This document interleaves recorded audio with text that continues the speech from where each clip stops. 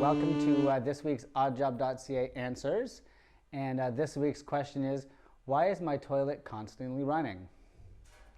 It can happen for a couple of reasons, guys. None of them are fun, and it is kind of annoying. But the main problem is that water is kind of leaking from the tank, and it's not stopping. So it can happen in a couple places. Your flush valve is not sealed.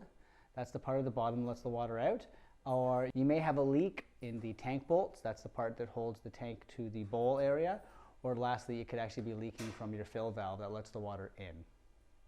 Okay, let's go over the two most common reasons why it's running and how you can kind of easily fix them at home without having to deal with a large repair bill. Okay, mostly it's the fill valve. That's what brings the water in.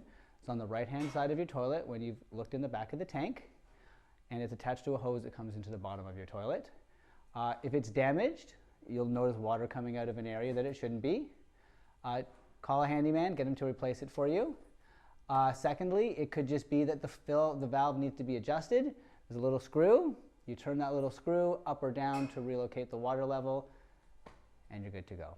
Second reason, the flush valve. That's the little guy at the bottom. So most common reason is that it is dirty.